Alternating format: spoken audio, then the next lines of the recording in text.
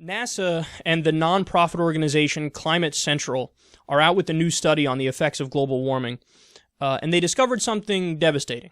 They report, quote, "No matter what we do to fight climate change, it is already too late for more than 400 U.S. cities, including Miami and New Orleans, which will be overcome by rising sea levels. Under a worst-case scenario, New York could be unlivable by the year 2085. Most of the population in those cities live within 5 feet of the current high tide line." So they go on to explain how some of this could happen as early as next century, but it could also potentially take many centuries. But they do know that at some point, no matter what we do, we could cut off all carbon emissions right now. We're still going to lose some very important cities. They say, quote, "The reason that current efforts to combat climate change won't save many of these cities is because of what mankind has done in the past, as carbon pollution that humans have already emitted will continue to affect planetary surface temperature for centuries to come." Yeah, so this is devastating news. And, I mean, again, one of the things I always talk about when we bring up climate change is that I actually disagreed big time with liberals when they would discuss climate change and their only focus would be something like sea level rise. Because I feel like that's one of the issues where it doesn't land well with people. Like, you talk about sea level rise, and it's always theoretical. It's always like, well, there's a lot of time between now and then, and we could just move people, or we could build a giant seawall. So there's ways where people could, just put that under the rug and say, whatever, that's not, if that's the worst we have to worry about, then whatever, it is what it is. Well, here we have an example of basically the worst case scenario for sea level rise is already guaranteed. But then beyond that, again, to go back to my main point on this, this is the least of your worries. This really is the least of your worries with climate change. I mean, what happens, for example, when fresh water runs out in certain areas where they get their fresh water from snowcaps on mountaintops, as many places in the Midwest do? What happens when there's no more snowcaps on mountaintops?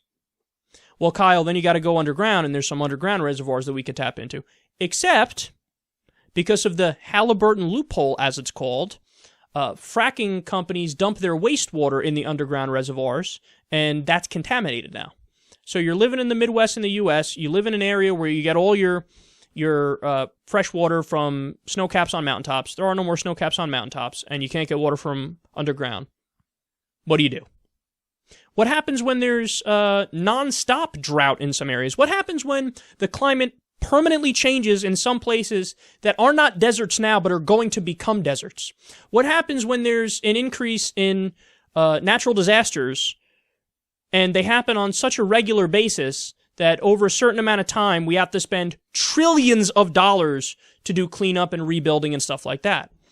What happens when there are wars in some places over water rights? Specifically, more third world countries for that one. What happens when food prices shoot up tremendously because the food chain is messed up as a result of certain species being affected by climate change and basically going extinct much faster? What happens there? All of these questions, very few answers we have. We're basically heading into the abyss here. Now, again, we're humans, so what are we doing? We fuck up everything, and then at the last minute we try, okay, now we gotta fix this, because fuck, this is a real problem. We're facing it now. But this is one of those things where that approach might not work. This might be an area where you need the foresight, you need to act well in advance, you need to set up the proper infrastructure, you need to move to green technology. But, in our infinite stupidity, we don't do dick.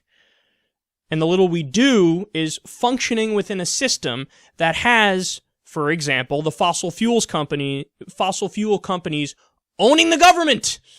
Just as bad in the U.S. as it is elsewhere. They pay so much money to the politicians that the politicians look the other way as the fossil fuel companies destroy our planet. This isn't hippie liberal, tree hugger shit. This is hardcore science shit. We gotta wake up. We gotta do something to try to stop it, because at the rate we're going here, like I said, the most scary part is this is the least of your worries. The fact that we'll have to move some coastal cities elsewhere and that the sea level will rise, the least of your worries. It's going to get a lot worse than that.